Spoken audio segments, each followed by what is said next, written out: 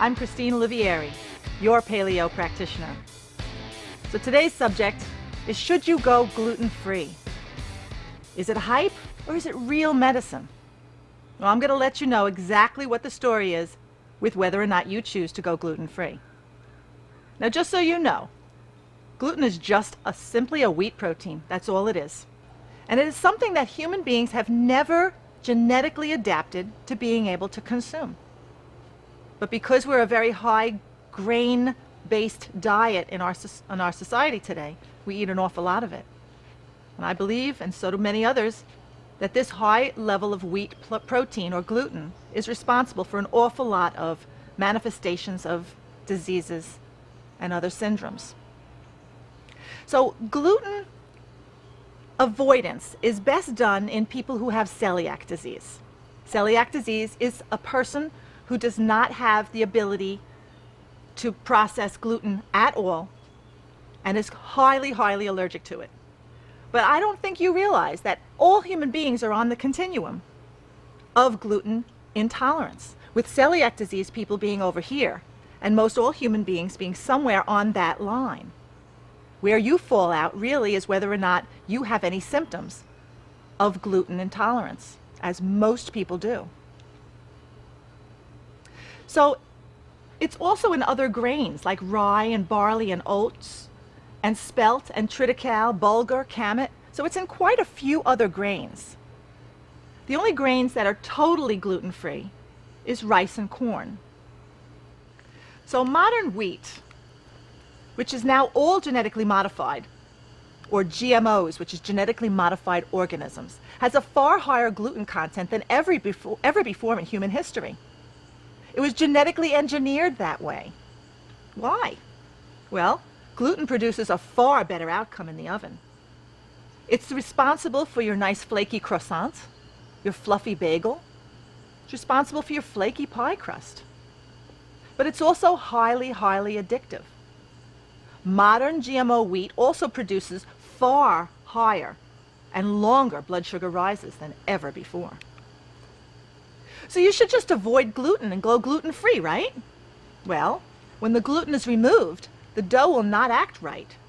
Therefore, what is added to make the dough act right is even higher in sugar content, causing even more profound blood sugar rises. What's added? Rice starch, potato starch, tapioca starch, corn starch. So if you choose to go gluten-free, you may find you will gain weight.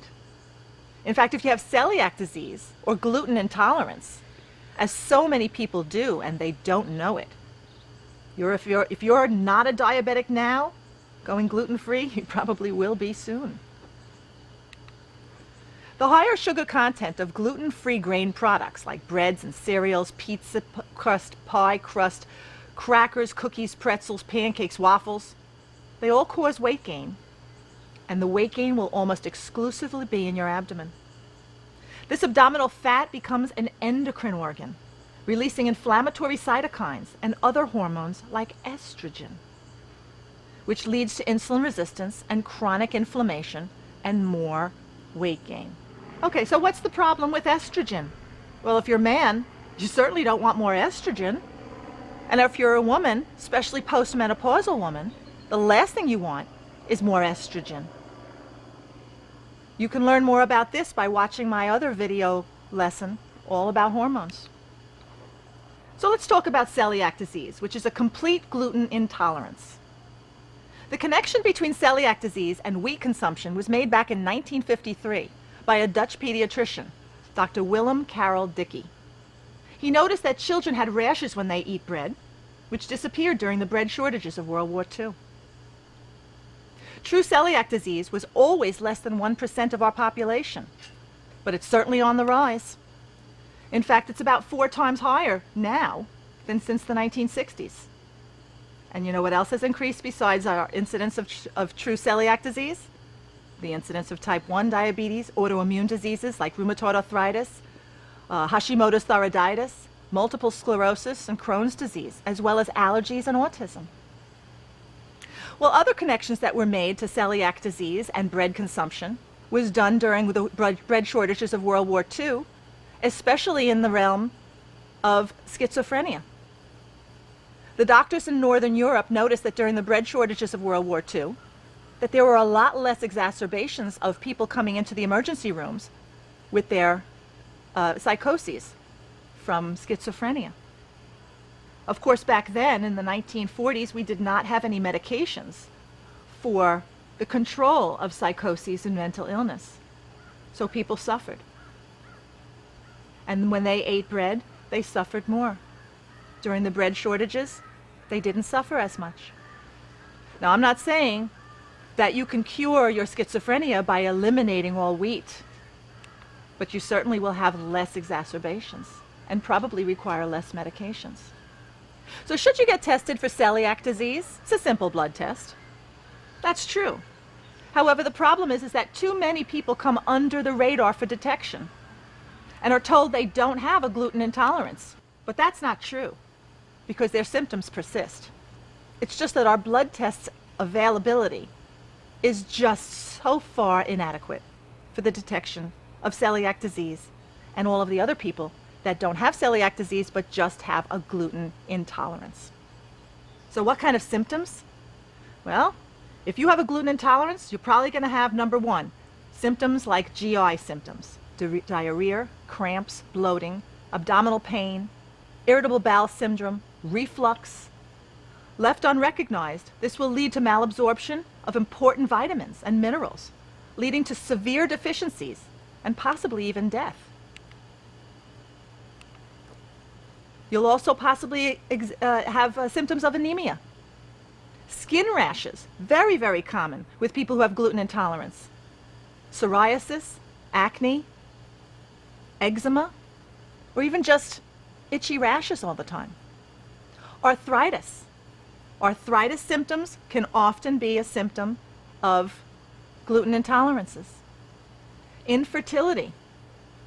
Definitely, if you're trying to conceive, you definitely want to come off of wheat gluten. You don't need it. And the biggest manifestation of celiac disease and gluten intolerances is neurological symptoms. Migraines, tremors, behavior problems, especially in children, anxiety, learning disabilities, mood disorders, depression, chronic fatigue, dementia, balance and coordination difficulties, and neuropathy, which is that numbness and tingling in your feet and hands. More information about this can be found in a lot of books on the market, especially one called Grain Brain by Dr. David Perlmutter. He's a neurologist, and he believes that a lot of the neurological symptoms of people in our society now is due to high levels of gluten intolerance, especially with the GMOs that have such high levels of gluten, higher than ever before. So people who have celiac disease, the most severe form of gluten intolerance, is so very underdiagnosed. Only about 10% of celiac sufferers know they have it. That means there's 90% of people that are suffering unnecessarily with celiac disease. They're simply not diagnosed. In fact, new research from Australia is suggesting that up to 50% of the human population walking the earth right now have a high level of gluten intolerance. And almost all of them don't know it. So how can you best avoid all of these problems associated with gluten? Go paleo. Thank you. And I'm Christine Olivieri, your paleo practitioner.